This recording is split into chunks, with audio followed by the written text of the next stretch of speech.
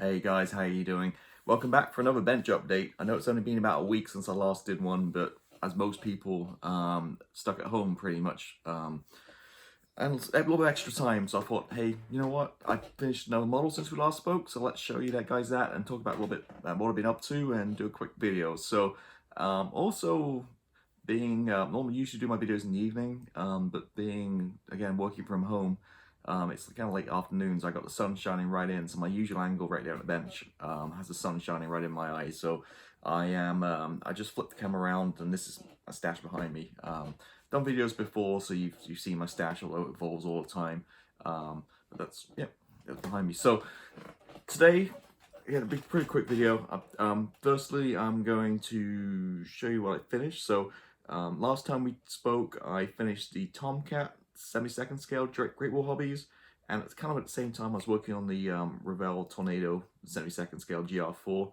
I just finished that one off too. So what happened was I ordered the bases at the same time, and they sent me the wrong base, so I had to wait a little bit to get it. Also, there's a little bit of extra work going into that one as well. So I'll kind of turn the camera around and kind of talk about it a bit in a minute. But basically, what I did is I took the 72nd scale kit, which is over my shoulder right here. This guy here, if you can see it. There's another one right here, the 72nd scale GR1 kit, which is from quite old, but it's a really nice kit. And I added a bunch of resin and converted it to a GR4.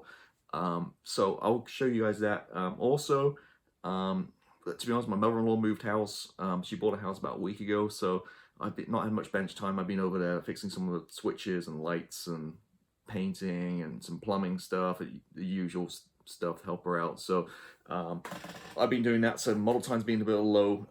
Also, I've been waiting on something arriving, so I kind of stalled. I'll talk about that in a little bit. So I thought, I actually got to bench last night and did a few hours, first time this week, and I started the SU-34. I looked through my stash, and that kind of talked to me. I know I talked about the armor. I really want to do armor, just the motor's still not there for me. I pulled out the Sheridan kit, which is a great kit, Rifle Models. I think it's over my shoulder here somewhere. So I opened the box, kind of flicked through the instructions. I was going to start it, and I was like, didn't feel it. It was just a ton of detail going on turret and stuff, and I just wasn't feeling it, like I said. So then I pulled out the border models, which is down here somewhere. Leopard what is it? It's an A5, A6 Leopard 2, which I recently saw a documentary on Amazon Prime about those tanks, and they're pretty cool looking tanks. So that kind of got my interest peaked a little bit. That's another great kit. Cracked that box open, and again, couldn't get the mojo going. I just didn't do it. I'm just ordering the aircraft right now. I just couldn't get myself, because I knew if I started, I probably wouldn't finish it. So I bust open the SU-34. It's a big box full of plastic, but the actual kit itself isn't very much stuff. It's pretty quick to go together. It's mostly weapons. There's like tons and tons of weapons in that kit. So I'll show you guys what I've done with that. I literally just spent a couple hours on the bench working on it. So so the kit I really was looking forward to working on just arrived in, which I'm going to show you later too. There's a lot of teasers. So that SU-34 is going to be put to the side. I'm going to start right away on what I'm going to get started, which is, well, I'll tell you that now, it's the Viggen, Special Hobby Viggen, the 72nd scale one, CE AJ37. So I'm going to start that, literally, today's Thursday, so if not tonight, this weekend, I'll get going on that one. And then I'll, as I get little pauses or breaks in the build, I'll keep chipping away on that SU-34, and keep going on that one too. So that's kind of what I've been up to. So let me, before I waffle too much, let me switch the camera back down to the bench, and then I'll kind of show you the finished Tornado and what I've done so far on the SU-34. Okay, so here it is, the finished GR4 Tornado RAF variants in the farewell scheme from last year. Love building this kit. It's a ton of stuff went into this. Tons of resin. The wings are resin, airways resin wings. The nose is resin. The fuel tanks are resin. The wheelbase are resin. A lot of stuff. The seats are resin. Well, the seats are white metal. Sorry. The Hotchkiss GP unit is resin, and there's a couple of PJ production pilots as well on 72nd scale. I did add the HGW material removed before flight tags. I'm glad I did add a little bit of extra depth to the model. They do recommend you add those to a little bit of wire or thread and then stick it on the aircraft, but In this scale, 72nd scale, it kind of looks silly. The thread was so thick, the smallest I could find, so I stuck them straight with super glue straight onto the aircraft itself. I think it looks great. If I was going 48 for 32nd, then maybe I'll think about adding wire or something, but in this scale, I think it looks really good. So I added a couple of things around it here, just for scale effect. Case, and it's in one of these Trump display cases as I've been using a lot recently. So let me kind of move it around and you kind of see it. Again, I'm really happy how this guy turned out. Kind of happy. Don't consider myself a great figure painter, but being 72nd scale, I'm kind of really happy how these turned out. It wasn't a real nightmare to get that kind of white cross in the back of the helmets in this scale, but I did build it and just kind of give you a scale effect. This is some glue, extra some poly cement, so you can kind of see there, you know, exactly how small it is. Sorry, let me just, some sunlight coming in. So, okay, so, yeah, this guy's tiny. Really enjoyed this build. It was a great blast. I painted it in Hidaka paints from the RAF, modern RAF set, lacquer paints, and then I weathered with neat oils. Again, I used the Starship Filth. And then the dark faded yellow for the hydraulic stains. In hindsight, looking at it, I probably wouldn't use next time I wouldn't use Starship Filth. I'd probably maybe use like brown or a shallow color instead. But yeah, really happy how this guy turned out.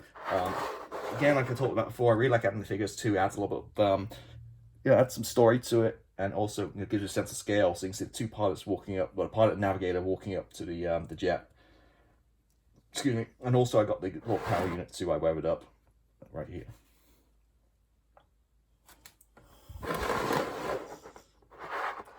The only thing I wasn't so happy with this was on the back. There's always tons of like oil and dirt from where the buckets fly up, reverser buckets up the tail. I used some Tamiya's smoke paint to do that, airbrushed on lightly.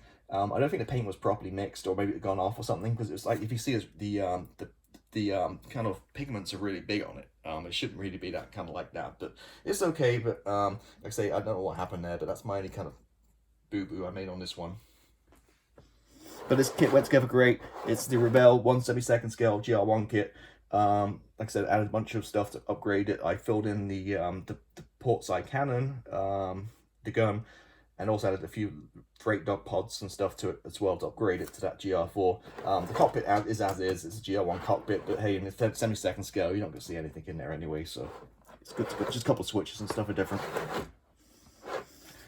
Right, so that's my, like a bus. You don't get any for a while, and then two show up at the same time. So that's my second build of this year to go along with the Tomcat. So I'm really happy how that kind of turned out. So we get the case back on. There we go. And these cases are brilliant too. So not only do my kids can't touch it, but it also keeps dust out and that kind of stuff too. So I really highly recommend these Trumpter kits. These Trumpter boxes, sorry, display cases. And so, as I mentioned, I'm done. After that one, I kind of had a little bit of a lull. So last night, literally, I just kind of started with this SU-34 from 72nd scale again from Trumpeter. This is a huge aircraft. As you can see its size. Actually, if I bring the Tornado back, you can kind of look at side by side.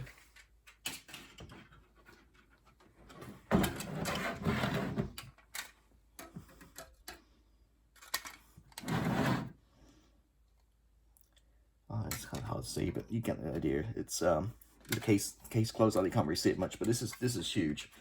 I kind of like these Russian designs where they always put kind of like the two-seat navigator and pilot together, side by side like an airliner.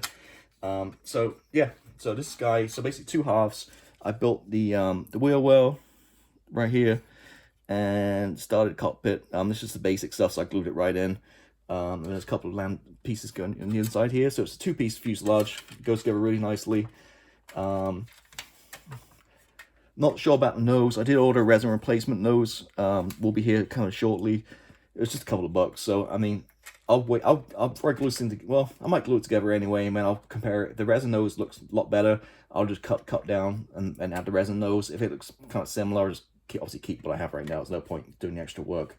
So basically, I just kind of started with that. Started with this guy kind of the front here, and the HUD. I did glue the clear part in already because I actually got this really cool thing I found too. Excuse the reach across. This Monotow, a lot of people know these guys for the chrome pens. This is a masking pen, and I saw Phil Flora use this, and basically what he did is he wrote his name on the side, sprayed over it, and it peeled right off. And so I think this would be a great tool, you know, for 70-second scale for like canopies and that kind of stuff. So as a first time, I kind of glued the glass HUD bit on there because my plan was I'm just going to try this masking pen and kind of mask the bits I want clear. And then I'll spray the whole thing black, and then hopefully when I peel the mask off with this guy, it's like a rubber kind of mask, it's going to delete the clear parts behind. So yeah, from what I've seen, it turns out really good. And the nice thing about this too is it's okay with lacquer paints. I think I have the masking sole from Mr. Hobby. This guy's good too, but for little jobs. But this doesn't like lacquer very good. It's more for acrylic paints. So I'm kind of really looking forward to trying this guy out. So I got this from Amazon. I think it was like $9, obviously with Prime, so it's free shipping. Hobby Lobby do sell Monotow pens. I don't have the masking ones, so if you have a Hobby Lobby near you, check that out because you get the 40% coupon. So if they have these masking ones, you might save some money on that. So yeah, just a tip for you there. And the other thing I started was just the tails, and then obviously they just fit on like this. So this is a beast of a plane. It's going together really quickly with just a 2-piece fuselage. Not tons of parts, but there are tons of weapons. The whole box is full of tons of missiles and ordnance and that kind of stuff. So this one's going to put to the side for a little bit. I'm going to get going with the Viggen, which I'm really excited. I wanted to start the Viggen, but I didn't quite arrive in time. So this was kind of my stopgap until I received that. So they're the two kits I've been working on, the finished Tornado and start the SU-34. Let me switch the camera back to me, and then I'll kind of wrap up, talk a little bit about some of the kits I recently bought. So there you go. So that's what I've been working on. Really happy how that Tornado turned out. That's got a monkey off my back. I've tried many Tornadoes over my time, my modeling time, and never really kind of turned out good. So I'm really glad I kind of really got one finished. So yeah, great 70-second scale kit again, and really enjoyed it. I really liked adding the figures to it too, give that sense of scale effect. So now let's talk about what I've got in the past week. It's only been a week, so not a ton of stuff, but I've got a few kits. So the first one, which if you've been following my channel, you've already seen I put a review of this one up already, the C-17 Globemaster. I don't think I mentioned this in my I don't think I had this last week when I did the video. If I did, I apologize, but I kind of lose track of what I'm up to. But this kit, really hard to find. I don't understand the business model. They bring out kits which sell, and then they never bring them out again, and they just get stuck on eBay and second-hand market. So these always go for pretty high prices. I found one on eBay at a good price, so I picked this one up. So it's 1/144 scale. Also ordered some decals, extra decal foreign pack, I think it's called. So you got like the Canadian scheme, the RAF scheme, which I'll probably do, and some other ones too. I can't remember exactly what's in there, but yep. I just wish there's a little bit more aftermarket on this. The only really aftermarket I found is, I think Wolfpack maybe do some drop flaps, possibly in resin, and there's a Metallic Details do a limited kind of PE set, which is mostly the engines and a couple of lumps and bumps and aerials and stuff. If you guys know any good aftermarket for this one, please put the comments below, let me know. I want to build this one. Like I mentioned in the review video, my plan with this one is maybe put a Black Hawk or something going in the back, being loaded, would be pretty cool, like the interior done. So that's the first kit I got, the Globemaster. I wanted that for a long time. I wasn't ready to pay crazy prices, so fortunately one came up and I snagged it. Next one up is the only reason I got this kit was I needed to buy something from Sprue Brothers. It had stuck in my cart, and I'm just waiting for something to make it worthwhile. They had this on deal of the day for a couple of days last week, so I picked it up. It's a nice looking kit. It's the F-16I, the super Israeli Falcon. I always think these are the best looking Falcons. Or Vipers. Well, it says Falcon on the box, but I know they're called Vipers too. I just want the square kind of. I know they have like along the spine here. I like that, and obviously the color scheme too. Just catches my eye. So one nice thing too is Hasegawa kits often don't come with armor. With armament and weapons, but this one comes fully loaded with all the stuff. So This was real cheap. I think it was maybe like something like $15 or something like that, or $18. So I thought it looked pretty cool, so I added this one. So what I might do is I might do a review. If anyone wants to see a review of this, let me know, and I'm happy to go through it. I think this kit's from 2010, so it's about, what, 10 years old. I had a quick look in the box. It looks a really nice kit. Some nice detail, and a big Hasegawa. They've also released this 10 billion different times in different liveries. Not obviously Israeli variant, but they different variants like the US versions and stuff. There's tons of different boxes of this, basically, this kit.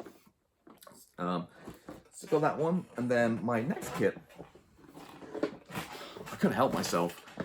I got this guy, the limited edition box set from Special Hobby of the two big ones. This is the AJ37 and the SK37, which is a two-seater. It comes with a book and a nice little kind of gift pack here.